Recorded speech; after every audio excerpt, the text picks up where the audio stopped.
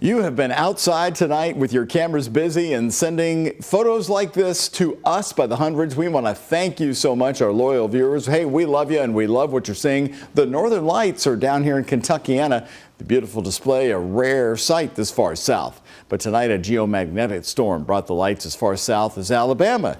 I was a little surprised earlier here to hear tonight that for Ben Pine, he'd never seen it before until he walked outside tonight. It was kind of a faint glow. You could barely see it with the naked eye, but you took one of the best pictures. When you allow that night exposure on your phone or your camera, you're able to get some of those colors there. So now I want to go to Alaska and see the real bright stuff.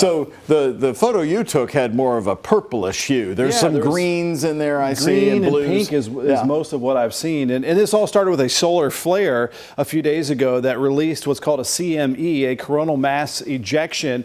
Basically a solar storm, which is charged particles heading from the sun to the earth. And then those charged particles interact with the upper atmosphere of the earth, and it becomes a geomagnetic storm and gives us these little waves of light, the northern lights or aurora borealis. And so all the way down, even folks even farther south and southeast saw some of this light, this faint light to the north, the green and some of the pink and red colors out there. There is still a chance to see it, especially until around 2 a.m., maybe even a little bit later if you're up very, very early tomorrow morning. Best is, of course, away from that city light pollution, getting out into the countryside where it is the darkest. It's very faint with the eye again, but that night exposure with the camera, you can start to see some of those colors, some of those little spikes here and there as well. And thanks for sending in all those photos too.